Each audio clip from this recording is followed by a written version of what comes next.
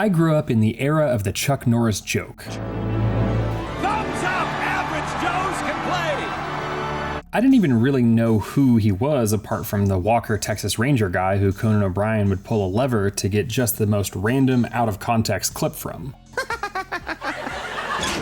I remember seeing the Chuck Norris joke book in a Barnes & Noble store and leafing through it only to find a bunch of absolutely absurd and comically over-the-top things that Chuck Norris could and would do to you or your mother, or what he kept behind his beard. It was enough for me to start looking at his overall contribution to film, and much of it was action. I found him teaming up with the likes of Lee Marvin in the Delta Force, or going up against the great Christopher Lee in An Eye for an Eye. There's also a great fight he had with Bruce Lee that actually adds legitimacy to the fact that he was a Class A fighter. Being a hairy-chested fella myself, I still feel the scene pretty hard when Bruce yanks a fistful at Chuck. Norris did eventually end up with a couple horror movies in his credits. Hellbound, which I'm still undecided on if I want to cover or not, and today's movie Silent Rage, that was a fun flick to revisit.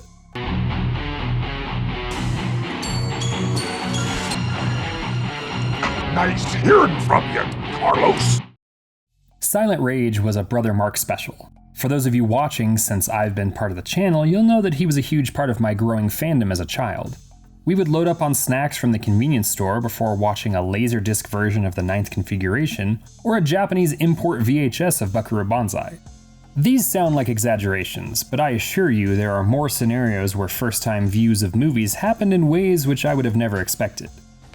Where's the juice? No, wheezing the juice! No, wheezing the juice! Watching it for the first time when I was around 14, I noticed something that critics at the time also astutely called out. This movie is almost Chuck Norris versus Michael Myers. Before we continue with our video, here's a reminder to click the Store tab on any of our JoBlo channels and browse our collection of the latest and freshest designs in our merch store. Go get you some. Now, there isn't the same beat-by-beat story of a crazy person coming home after breaking out of an asylum and terrorizing their hometown on a Halloween night, but they do skip ahead to a supernatural version of the killer. Michael had already been stopped twice when he should have been long dead if he were a normal human, and Jason would unleash his third outing in 3D no less, where he was quickly becoming unkillable. Silent Rage was written by Joseph Fraley with uncredited work by Edward DiLorenzo. Fraley only has the screenplay for his credits, but did contribute the story to a previous Chuck Norris feature, Good Guys Wear Black. DiLorenzo was a slightly more prolific writer with TV credits on Miami Vice, Space 1999, and Wild Wild West. He would also do the screenplay for Joseph Cotten Italian horror movie Lady Frankenstein. The director was Michael Miller, who was almost exclusively in the made-for-TV movie arena, but also had Class Reunion come out in the same year as Silent Rage, which was National Lampoon's attempt to take a, if you'll forgive me, stab at the slasher genre with overly comic elements thrown in. God, I hate that bitch!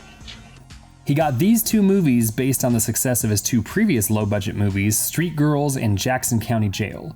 If those sound like Roger Corman movies, it's because they are. Both were executive produced by the legend. Silent Rage opens with an ominous stained glass window and some very 80s sounding eerie score tunes while the credits roll on by. It definitely sets itself apart from other Norris movies and lets you know early that it's unmistakably horror. Well, mostly horror, but we'll get into that.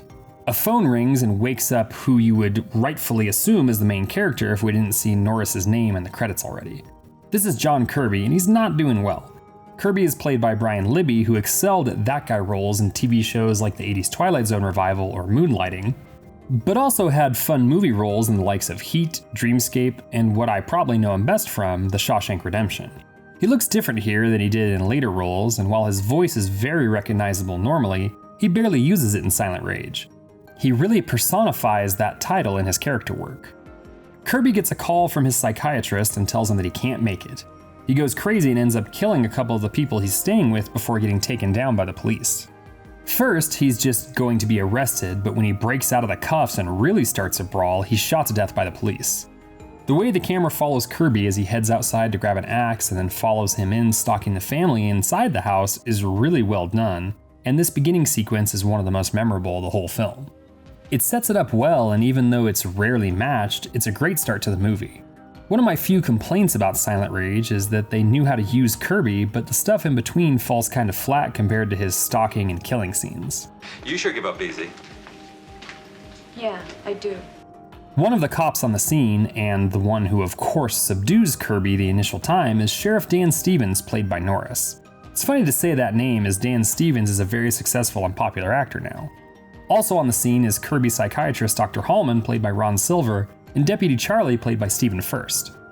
Furst is essentially the bumbling comedy relief here, and that makes sense as he was coming off of recent comedies like Animal House, Swim Team, Takedown, and Scavenger Hunt. Silver, who has maybe the goofiest IMDb picture I've ever seen, may he rest in peace, was a wonderful character actor in both TV and film. He could play both good and bad well with things like The Entity from the same year as this, keep an eye on that video soon, and Time Cop. My favorite of his has to be Blue Steel opposite Jamie Lee Curtis. In this, because of plot contrivance, he's not only the psychiatrist of our slasher villain, but also brother to Chuck Norris's love interest. Why not? While Kirby is technically dead, two scientists use an experimental serum to try and bring him back. It works, but the effect is not great. Instead of turning a normal human being brain damaged, it just makes a deranged guy come back with Wolverine-like healing powers. The movie really breaks down into a bunch of different subgenres that don't always meld together well. Let's not hesitate. It's the time for love. You could turn on different parts of this movie at different times and not know that it's all part of the same movie. Kirby tracking down and killing his former doctor and wife feels like an 80s slasher movie, but you could also have stumbled upon this movie when Chuck and Stephen Furst were breaking up a biker bar hostage situation just to show off Norris's kung fu skills properly. None of the movie is not thoroughly enjoyable per se, it's just a weird mishmash of styles and scenes at times. According to the writer and director, more of these fight scenes were put in because Norris had an easier time doing that on camera than regular acting, and certainly the mostly improvised love scenes between him and co-star Tony Kalem. The real star here, with very little dialogue to boot, is easily Brian Libby's Kirby. All of the scenes with him in it are why I wanted to cover Silent Rage in the first place. In a similar vein to the opening sequence where we see him stalking and being very intentional with his movements, one of the other standout scenes of the movie is when he goes after Dr. Hallman in his home. Hallman knows Kirby has been brought back to a degree and is not thrilled about it. He goes home, and when his wife goes out for pizza, we get the most Halloween-ass POV following shot since, well, Halloween. For whatever reason, it also reminds me of Italian Halloween knockoff Absurd from Joe D'Amato and George Eastman. Silver's character is in his own home, but Kirby's still able to outwit him. While Dr. Hallman has a gun and smartly doesn't hesitate to use it, he eventually falls victim to horror movie character stupidity. I will say that while we knew the movie needed a body count, it was surprising that both Hallman and his wife, as well as, spoiler for a 42-year-old movie, Stephen Furst are the ones that get offed. It's impressive that the movie wasn't afraid to kill anyone besides Norris. The movie follows one great sequence with another when Dr. Hallman's wife comes home with pizza only to find his body and the killer waiting for her.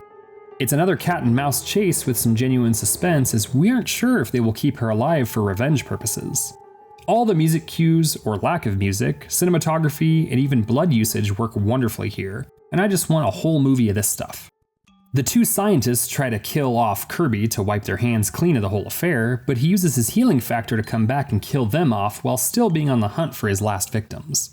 It's here where Stephen Furst Charlie dies heroically buying time for Allison, and then we begin the confrontation of Sheriff Dan's fists versus the unkillable John Kirby. Dan holds his own, but there are a few times that Kirby's able to get the upper hand, and Allison needs to step in with either a feeble attempt at fighting or just hitting him with a car. Bullets don't work, blunt force trauma doesn't work, and even burning him with an exploding car accident doesn't work, so they lure Kirby to an open area with a covered up abandoned well. After a short fight and an excellent use of slow-mo flipping, Kirby ends up in the bottom of the well where we get the obligatory freeze-shot jump scare that the bad guy isn't quite gone for good. There would be no sequel even though the movie made $10 million at the box office. To be fair, I can't find any budget information on it, so I'm not sure if that's good or bad. The movie is a fun venture into horror that I'm almost leaning towards calling Chucksploitation with its use of multiple elements to draw in crowds. It's a fun flick that's easy to find streaming on Tubi, or you can pick up the Bare Bones Blu-ray from Mill Creek.